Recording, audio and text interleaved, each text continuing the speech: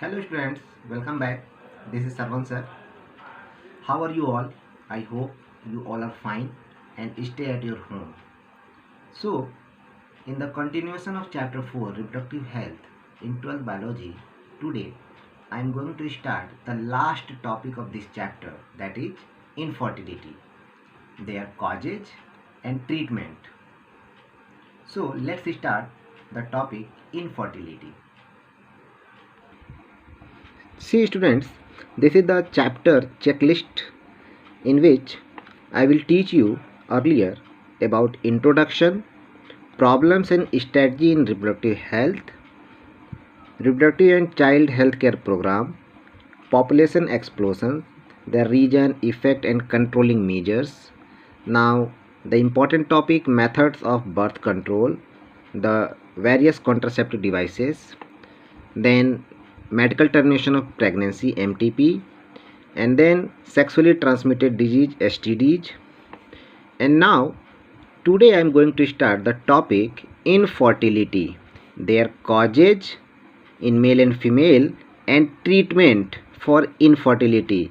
In treatment we use the ART technique, assisted reproductive technology, and some disadvantage also in the ART. So today let's start the topic infertility and treatment of infertility. See students, about infertility, it is the inability to produce children in spite of unprotected sexual cohabitation. यहाँ पे ये definition आपको समझना पड़ेगा बच्चों। Infertility का मतलब होता है नपुंसकता। अगर कोई प्रोटेक्शन नहीं लिया जाता है और अनप्रोटेक्टेड सेक्स किया जाए, उसके बाद भी अगर चाइल्ड ना हो तो उस कंडीशन में इनफर्टिलिटी की बात आती है। Means it is the inability, ये एक ऐसी इनेबिलिटी है टू प्रोड्यूस चिल्ड्रेन जिसमें बच्चे पैदा करने की संभावना नहीं रहती है। मेल या फीमेल में इनफर्टिलिटी हो जाती है, कुछ प्रॉब्लम्स आ जाते हैं जिसके वजह से चिल्ड्रेन प्रोड्यूस नहीं होते। तो इसी प्रॉब्लम को एक शब्द में इनफर्टिलिटी कहते हैं और हमारे देश में एक बहुत ही बड़ी समस्या है बच्चों इनफर्टिलिटी। आपने इंदिरा IVF का नाम सुना है, अभी हम आगे उसको डिस्कस करेंगे। IVF, टेस्ट ट्यूब बेबी, ये सब कुछ ऐसे टेक्निक हैं जिसके द्वारा हम निसंतान कपल्स को बच्चे उससे पैदा किए जाते हैं या प्रोवाइड किए जाते हैं। तो ये है आज का टॉपिक इनफर्टिलिटी। एक बार और आप देखिए definition, it is the inability to produce children in spite of unprotected sexual cohabitation. The reasons of infertility could be physical, congenital diseases, drugs, immunological और इवन साइकोलॉजिकल। ये सब रीजन हो सकते हैं इनफर्टिलिटी के, जिसमें शारीरिक कुछ कमियां हो सकती हैं, कुछ डिजीज हो सकती हैं, बीमारियां हो सकती हैं, ड्रग्स वगैरह हो सकते हैं, या इम्यून से रिलेटेड कुछ प्रॉब्लम्स हो सकते हैं, या साइकोलॉजिकल प्रॉब्लम भी हो सकते हैं जिससे मेल या फीमेल में इनफर्टिलिटी या नपुंसकता आ जाती है। See the specialized health care unit called infertility clinic could help in diagnosis and corrective treatment of some of these disorder। सरकार के द्वारा हेल्थ केयर यूनिट इस्टेब्लिश किए गए हैं जिसको इनफर्टिलिटी क्लिनिक कहा जाता है और वहाँ पे इस तरह की बीमारी को पहचाना जाता है, उसका ट्रीटमेंट करने की कोशिश की जाती है। Often the female is blamed for the couple being childless. प्रायः बच्चों हमारे समाज में महिलाओं को ये ब्लेम किया जाता है, दोष दिया जाता है कि उनके अंदर कोई कमी होगा, वे ही बच्चे नहीं पैदा कर सकते या उनके अंदर ही कोई बात होगी। But more often the problem lies in the male partner. लेकिन ज़्यादातर केसेस में देखा गया है कि मेल पार्टनर के अंदर प्रॉब्लम रहती है, उसकी वजह से इनफर्टिलिटी होती है। प्रॉब्लम तो किसी के अंदर भी हो सकती है। तो आइए देखते हैं causes of infertility in males and females, क्योंकि ये नेचुरल है बच्चों और किसी भी कारणवश हो सकता है। फिजिकल हो सकता है, कोई डिजीज की वजह से हो सकता है, ड्रग्स की वजह से हो सकता है, या साइकोलॉजिकल भी होता है। तो क्या कारण है? तो let's see the causes of infertility in males and females. See students, in males, low semen quality, low sperm count called oligospermia, absence of sperm called azoospermia and sexual dysfunction. बच्चों यहाँ पे ये 1 2 3 4 रीजन है मुख्य रूप से in males में, पुरुषों में, जो इनफर्टिलिटी का कारण होते हैं। लो सीमेन क्वालिटी, उनके स्पर्म या सीमेन की जो क्वालिटी होती है लो होती है, अच्छी क्वालिटी नहीं होती है, पुअर स्पर्म होते हैं, ये कारण हो सकता है। लो स्पर्म काउंट, उनके सेमन में या स्पर्म में क्वालिटी के स्पर्म नहीं होते हैं, उनकी संख्या बहुत कम होती है, और इस प्रोसेस को या इस डिजीज को हम ओलिगोस्पर्मिया भी कहते हैं। एब्सेंस ऑफ स्पर्म, और बिल्कुल ही स्पर्म की सेल न पाया जाए सेमेन में, इस प्रोसेस को एजोस्पर्मिया कहते हैं, ये भी एक कारण है इनफर्टिलिटी का मेल्स में। और सेक्सुअल डिसफंक्शन, सेक्सुअल डिसफंक्शन का मतलब उनके सेक्सुअल पार्ट में कोई प्रॉब्लम है जिसकी वजह से वो इनफर्टाइल हो गए हैं। तो ये 4 कारण हैं मुख्य रूप से मेल्स के अंदर। वहीं अगर हम बात करें फीमेल्स में बच्चों, तो फीमेल्स में पहला कारण है पॉलीसिस्टिक ओवेरियन सिंड्रोम। एक बहुत बड़ी समस्या है पॉलीसिस्टिक ओवेरियन सिंड्रोम का मतलब ये है कि जो ओवरी होती है उसमें सूजन आ जाता है, वो फूल जाती है, और ये हार्मोनल डिसबैलेंस की वजह से होता है। यंग जनरेशन में ये प्रॉब्लम बहुत ज़्यादा देखी जा रही है, पॉलीसिस्टिक ओवेरियन सिंड्रोम। देखो सिंड्रोम शब्द लगा है, सिंड्रोम का मतलब क्या, बीमारियों का समूह, ग्रुप ऑफ डिजीजेज। तो ओवरी में कई तरह की डिजीज आ जाती हैं, इसके वजह से फीमेल्स में ये प्रॉब्लम होती है, इसको हम कहते हैं पॉलीसिस्टिक ओवेरियन सिंड्रोम। ये एक बहुत बड़ा कारण है इनफर्टिलिटी इन फीमेल्स में। दूसरा बच्चों है age related factor. Age related factor means अगर गर्ल जो है वो कम एज की है, फॉर एग्जांपल अगर वो 25 ईयर की है और मेल पार्टनर जो है वो 50 ईयर का है या 55 ईयर का है, तो भी एज फैक्टर भी प्रॉब्लम हो सकता है। या फीमेल 45 ईयर की है और मेल पार्टनर 20 ईयर का या 22 ईयर का है, तो भी प्रॉब्लम, तो कुछ भी इस तरह का हो सकता है। फिर यूटेराइन प्रॉब्लम, यूटेराइन मतलब यूटेरस के अंदर कोई प्रॉब्लम हो। नेक्स्ट ब्लॉकेज और damage in fallopian tube. Fallopian tube आप जानते ही हैं, फैलोपियन ट्यूब बंध जाए या डैमेज हो जाए, ख़राब हो जाए, या उसमें कोई ब्लॉकेज आ जाए उसके वजह से। फिर प्रीवियस ट्यूबल लाइगेशन, और आपने पहले कोई इलाज कराया हो, किसी बीमारी का कोई दवा कराया हो जिसकी वजह से ट्यूब आपके बेकार हो गए हों या ख़राब हो गए हों या कोई समस्या आ गई हो, तो फैलोपियन ट्यूब में या ओविडक्ट में ब्लॉकेज या डैमेज हो जाए। तो ये मुख्य रूप से कुछ कारण हैं जो फीमेल्स में इनफर्टिलिटी का कारण बनते हैं। इसके बाद बच्चों हम स्टार्ट करेंगे ट्रीटमेंट फॉर इनफर्टिलिटी, कैसे इसको ट्रीट किया जाए। तो आइए स्टार्ट करते हैं treatment. Treatment for infertility, the infertile couples could be assisted to have children through certain special techniques called ART, assisted reproductive technology, which are given below या discuss below. Infertile couples के लिए बच्चों ये ART जो programme है ये बहुत लाभदायक है, जिससे कि चिल्ड्रन को पाया जा सकता है या प्राप्त किया जा सकता है। उसमें जो नंबर 1 है वो है test tube baby program. Test tube baby में कई सारे प्रोसेस हैं। IVF का फुल फॉर्म है इन विट्रो फर्टिलाइजेशन। दूसरा है GIFT, ZIFT, full form zygote intra fallopian transfer. और इसी से रिलेटेड है IUT, इंट्रा यूटेराइन ट्रांसफ़र। इसके बाद दूसरे नंबर पे है gamete intra fallopian transfer, gift, GIFT। Next intra cytoplasmic sperm injection, ICSI। और नेक्स्ट है आर्टिफिशियल इंसेमिनेशन, AI, और इसी के अंदर आता है IUI, इंट्रा यूटेराइन इंसेमिनेशन। अच्छा बच्चों, ये तो प्रोसेस हैं या स्टेप्स हैं जिनके मदद से हम चाहें तो चाइल्ड को पा सकते हैं। लेकिन आप नीचे देखिए, यहाँ पे एक नोट करके मैंने बात लिखी है, legal adoption of child is one of the best method for couples looking for parenthood. अगर कोई कपल पेरेंटहुड या माता पिता बनना चाहता है तो वो लीगली, कानूनी रूप से किसी भी चाइल्ड को एडॉप्ट कर सकता है।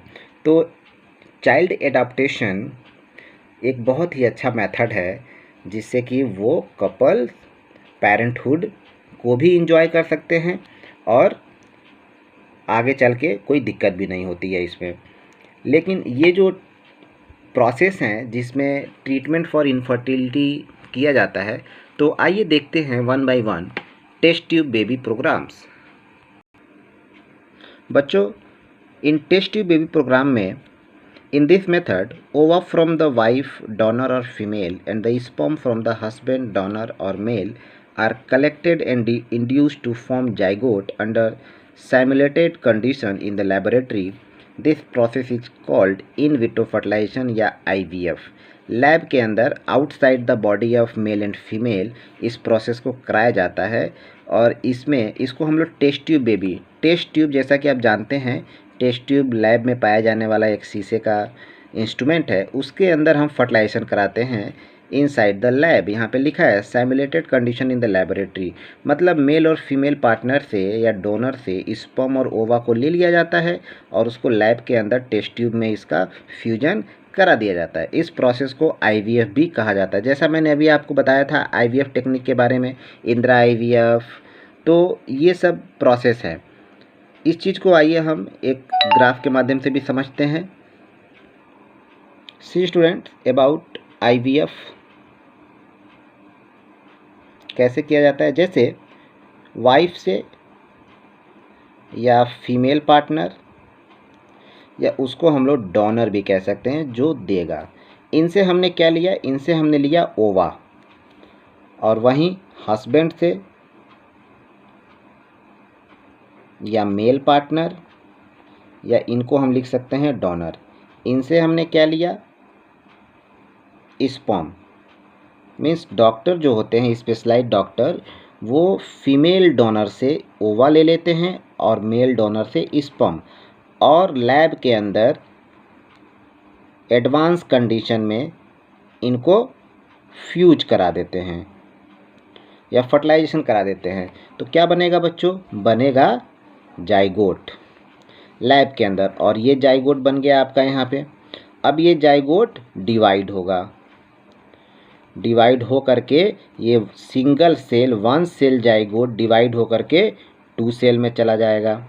अभी मैं इसको यहीं पे रोक देता हूँ, आगे कंटिन्यूशन में मैं इसको कंटिन्यू करूँगा कि 2 सेल के बाद क्या होगा। तो पहले तो आप ये समझ गए कि IVF में क्या किया जाता है, मेल और फीमेल पार्टनर से स्पर्म और ओवा को लेकर के लैब के अंदर, inside lab outside the female body, lab के अंदर इसको फ्यूज करा के जाइगोट बना लिया गया। अब जाइगोट डिवाइड होगा उसी टेस्ट ट्यूब में या उसी लैब में 2 सेल, 2 सेल से फिर ये जाएगा 4 सेल, फिर 4 सेल से ये 8 सेल, 8 सेल से 16 सेल, इस तरह डिवाइड होता हुआ चला जाएगा। तो अभी मैं बताऊंगा आपको यहाँ पे क्या होता है, आइए आगे देखते हैं। IVF के बाद द जाइगोट और early embryo with up to 8 blastomeres is transferred into the fallopian tube. This process is called zygote intrafallopian transfer या GIFT, ZIFT, and embryo with more than 8 blastomers is transferred into the uterus. This process is called intrauterine transfer और IUT. बच्चों, हम आपको ये बता रहे थे कि जब ये ओवा और स्पर्म का फ्यूजन हुआ तो जाइगोट बना। जाइगोट सिंगल सेल होता है, ये डिवाइड होकर के 2 सेल, फिर 4 सेल, फिर 8 सेल और फिर 16 सेल। हम यहाँ तक का एग्जांपल ले लेते हैं। ये डिवीजन होते होते जब 8 सेल में आता है, 8 सेल ब्लास्टोमर्स बनता है, तो 8 सेल तक के सेल को अगर हम इम्प्लांट करते हैं या ट्रांसफ़र करते हैं, तो इसको मैंने आपको बताया था ZIFT, जिफ्ट। मतलब 8 सेल तक के किसी भी सेल को हम ट्रांसफ़र कर सकते हैं, कहीं पे लगा सकते हैं, तो इस प्रोसेस को जिफ्ट कहेंगे। लेकिन अगर ये 16 सेल में चला गया फिर डिवाइड होकर के, तो 16 सेल वाले को अगर हम इम्प्लांट करते हैं तो इसको बोलेंगे IUT, इंट्रा यूटेराइन ट्रांसफ़र। अभी मैंने आपको बताया था कि ये IVF का पूरा प्रोसेस है जिसमें ये तो जाइगोट बना, जाइगोट के बाद ये सेल डिवीज़न, तो 8 सेल तक फिर ये जाइगोट को intra fallopian transfer, fallopian tube में ट्रांसफ़र कर सकते हैं यहाँ से निकाल करके। और अगर 16 सेल तक जाता है तो उसको डायरेक्ट हम यूटेरस में या यूटेराइन में ट्रांसफ़र कर सकते हैं। तो ये प्रोसेस आई होप आपको समझ में आया हो। बच्चों ये देखो, in females who can not conceive, ऐसी महिलाएं जो कंसीव नहीं कर सकती प्रेगनेंसी को, embryos form by fusion of gamete in another female are transfer, उनके अंदर जो एम्ब्रियो का फॉर्मेशन होता है वो किसी दूसरे फीमेल के बॉडी में ट्रांसफ़र कर दिया जाता है। इस प्रोसेस को बच्चों हम आपको बता रहे थे, in females who can not conceive embryos formed by fusion of gamete in another female are transferred, ऐसी महिलाएं जिनके अंदर प्रेगनेंसी कंसीव नहीं करती तो उनके अंदर एम्ब्रियो का जो फॉर्मेशन होता है या कभी कभी नहीं हो पाता है उसको ट्रांसफ़र कर दिया जाता है दूसरी फीमेल में या दूसरी महिला के बॉडी में। इस प्रोसेस को इन वीवो फर्टिलाइजेशन कहते हैं। ये इनसाइड बॉडी होता है। अभी हमने आपको इन विट्रो फर्टिलाइजेशन बताया था, आईवीएफ, ये आउटसाइड द बॉडी होता है, विद इन लैब। लेकिन जो आईवीएफ यहाँ पे इन वीवो जो शब्द लिखा है ये इनसाइड द बॉडी होता है, और इन विट्रो, विट्रो मतलब आउटसाइड होता है। ठीक है, इसके बाद आइए स्टार्ट करते हैं gamete intra fallopian transfer, gift के बारे में। देखिए गिफ्ट में क्या है, it is the transfer of an ovum collected from A donor into the fallopian tube of another female. इसमें ओवम का ट्रांसफ़र डोनर से लेकर के fallopian tube of another female, किसी दूसरी महिला के बॉडी में कर दिया जाता है। Who can not produce one but can provide suitable environment, जो सूटेबल इन्वायरमेंट में उस चाइल्ड को ग्रो कराती है for fertilization and further development of the embryo, और फिर से उसकी बॉडी में डेवलपमेंट हो जाता है। मतलब गैमिट इंट्रा फैलोपियन ट्रांसफ़र, देखिए गैमिट, जो गैमिट होते हैं, ओवम होते हैं, उसी को इंट्रा फैलोपियन ट्यूब में ट्रांसफ़र किया जाता है। इस प्रोसेस को कहते हैं गिफ्ट। इसके बाद है बच्चों ICSI, intra cytoplasmic sperm injection. देखिए नाम से ही आपको लग रहा है कि डायरेक्ट साइटोप्लाज्म में स्पर्म को इंजेक्ट कर दिया जाए। तो in this method a single sperm collected is directly injected into the ovum using microneedle. Microneedle की मदद से डॉक्टर क्या करते हैं, डायरेक्ट स्पर्म के न्यूक्लियस को ओवम के न्यूक्लियस में इंजेक्ट कर देते हैं या उसके साइटोप्लाज्म में इंजेक्ट कर देते हैं। इसलिए लिखा है intra cytoplasmic sperm injection, ICSI। This method is used in case of male infertility. ज़्यादातर मेल इनफर्टिलिटी के केस में इस मेथड का यूज किया जाता है। Where the sperm count is low, जहाँ पे स्पर्म काउंट बहुत ही लो होता है। इसके बाद है बच्चों AI, artificial insemination. In this technique the semen collected either from the husband or a healthy donor is artificially introduced either into the vagina or into the uterus। Artificial method से semen जो collect किया गया है husband से या किसी healthy donor से, उसको आर्टिफिशियली फीमेल के वेजाइना में या उसके यूटेरस में, इनसाइड यूटेरस इम्प्लांट करते हैं या डाल देते हैं। इसको कहते हैं IUI, intra uterine insemination. Insemination आप जानते हैं, स्पर्म का इजैकुलेशन इनसाइड द यूटेरस और वेजाइना, इंसेमिनेशन। तो उसको डॉक्टर प्रिस्क्रिप्शन में अपने हिसाब से वो इजैकुलेट करते हैं of the female. This method is used in infertility cases either due to inability of the male partner to inseminate the female or due to very low sperm count। इन कारणों की वजह से इस प्रोसेस को किया जाता है। इसके बाद बच्चों इसके साथ ही साथ कुछ इसके डिसएडवांटेज हैं ART प्रोग्राम के, तो आइए देख लेते हैं disadvantage. The disadvantage in ART are as follow. It require extremely high precision handling by specialized professionals and expensive instrumentation. ये जो है बहुत ही हाई क्वालिफाइड डॉक्टर्स के द्वारा किया जाता है, हाई प्रोफेशनल्स के द्वारा किया जाता है, और बहुत ही महंगे इंस्ट्रूमेंट इसके आते हैं। इसके इंस्ट्रूमेंट हाई एक्सपेंसिव होते हैं। इसके साथ ही साथ it is affordable to only a limited number of people. बहुत कम लोग इसको अफोर्ड कर पाते हैं, मतलब ये बहुत ही कॉस्टली होता है बच्चों। आईवीएफ टेक्निक या जिफ्ट या गिफ्ट या आईसीएसआई या एआई टेक्निक, जितने भी टेक्निक आपको बताया, ये बहुत ही हाईली कॉस्टली होते हैं। तो आम आदमी के बस के थोड़ा बाहर की बात होती है, थोड़ा महंगा होता है। इसके साथ ही साथ बच्चों emotional, religious and social factor भी काम करते हैं, are also deterrent in the adopting of these method. इस तरह के चीज़ों को बहुत सारे लोग धर्म से भी जोड़ देते हैं कि हमको नहीं करना है, भगवान हमको बच्चा देगा तो लेंगे, नहीं देगा तो नहीं लेंगे, वो डॉक्टर के पास नहीं जाता है। सामाजिक रूप से भी वो नहीं समझता है, इमोशनली भी कहता है कि नसीब में होगा तो मिलेगा, नहीं होगा तो नहीं होगा। तो इस चक्कर में कपल्स जो हैं पड़े रहते हैं। लेकिन अगर वो मेडिकल साइंस के पास जाएं तो कुछ न कुछ उपाय तो होता है, जहाँ चाह है वहाँ राह है। और कुछ तो तरीका लगा करके हो सकता है इस टेक्निक से, आईवीएफ टेक्निक से या टेस्ट ट्यूब बेबी से वो कपल पेरेंटहुड को रिसीव करें। तो इसको किया जा सकता है, लेकिन ध्यान से। बच्चों आप यहाँ देख सकते हैं असिस्टेड रिप्रोडक्टिव ट्रैक्ट को या एआरटी को यहाँ पे डिफरेंट पार्ट में बांटा गया है। IVF, ICSI, ZIFT, IUI, GIFT या एआई, और सबका फुल फॉर्म यहाँ पे लिखा हुआ है। इन विट्रो फर्टिलाइजेशन, इसको टेस्ट ट्यूब बेबी भी कहा जाता है।